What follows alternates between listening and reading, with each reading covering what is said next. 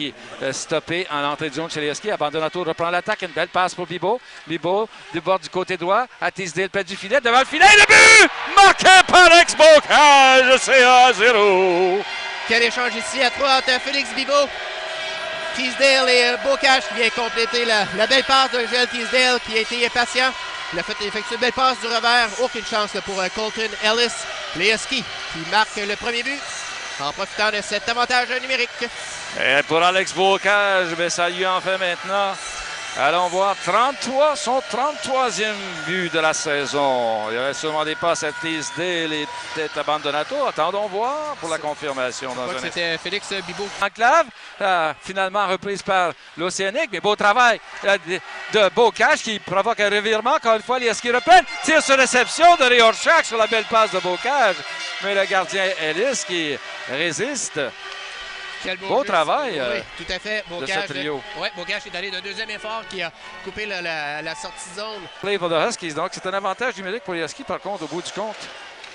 Les jeux gagnés pour les Huskies. Bocage, dans ses comptes!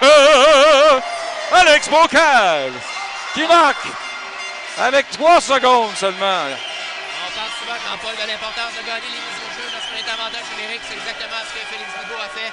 Et Bocage, on connaît la puissance de son lancer, on connaît la précision aussi. En zone neutre, Abbandonato est accroché par Huntington qui fait perdre le disque. Dans la passe qui va réussir pour Huntington, il va s'amener seul. Il lance et le gardien Harvey qui réussit l'arrêt.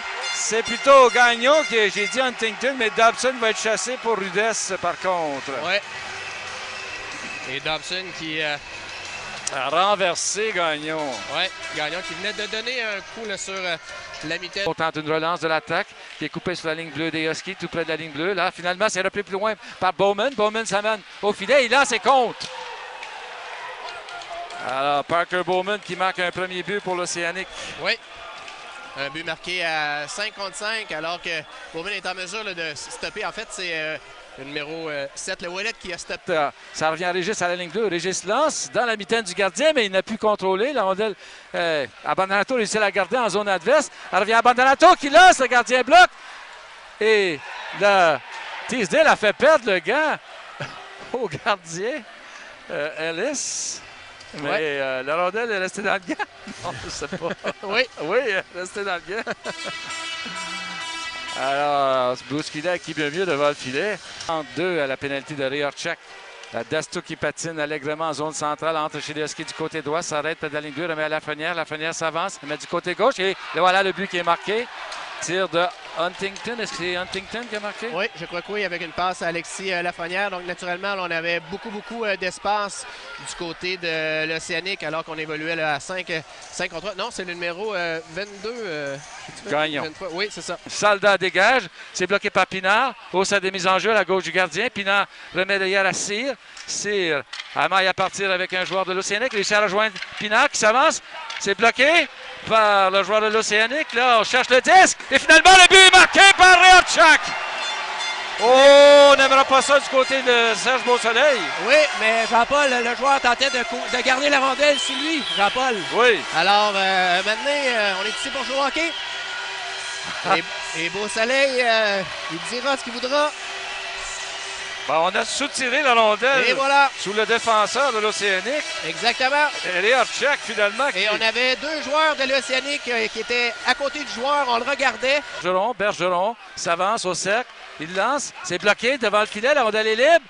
Et Pinard qui reprend derrière le filet. Là, il remet jusqu'à côté. Il lance et compte! Louis-Philippe Côté. Quel jeu ici, Jean-Paul, de Raphaël Harvey Pinard. On le sait qu'il ne cesse de travailler. C'est lui qui allait récupérer la rondelle derrière le filet. Belle remise, passe soulevée à Louis-Philippe Côté. Et quel lancer précis alors que Colton Ellis s'est jeté dans son ciel papillon. Et il a visé la lucarne par-dessus son épaule gauche. Et les Huskies qui reprennent leurs 2 buts d'avance. Effectivement, 2 buts d'avance pour les Huskies avec... j'essaie de voir sur la feuille de pointage. Louis-Philippe Côté, son 15e but de la saison. Et on sait qu'il a raté beaucoup de matchs. Huntington, à la droite du gardien Ellis, est gagné Paliowski, un tir dans la mitaine du gardien Ellis qui venait du bâton de Teasdale sur réception. Quel tir de Teasdale. Quel arrêt aussi là, de Colton Ellis qui était excessivement rapide, là, sorti de la mitaine. Là. Dobson relance l'attaque, une page à Bocage en entrée de zone. Bocage s'avance. Teasdale devant le filet. Le gardien effectue un bel arrêt. Et son tir qui dévie à la droite du filet au sein des mises en jeu. Ça revient à la ligne bleue à Lafrenière. Lafrenière avec 47 secondes. Un tir sur réception. Harvey bloque. Non, la rondelle glisse derrière Harvey. Oui, donc la rondelle là, qui s'est faufilée entre le bras et le bloqueur. Pas le bloqueur, mais son plastron. La rondelle là, qui s'en allait tranquillement. Là. Dévie jusqu'à la ligne bleue avec moins d'une minute à faire à cette troisième période. Voilà Pinard qui va reprendre. Pinard va remettre à côté. Côté à Pinard. Pinard, il va une feinte, un tir et compte! Raphaël Harvey Pinard. Alors, Lafrenière peut tout faire, mais pas arrêter la rondelle, alors qu'il s'était transformé en gardien de but. Et Raphaël Harvey Pinard a dû attendre, puisqu'il y avait un joueur là, qui était entré en zone. Et il a visé directement à l'intérieur du poteau droit. Un but important ici, là. Et c'est son 30e de la saison, Raphaël. Alors, le capitaine qui jouait un très fort match ce soir.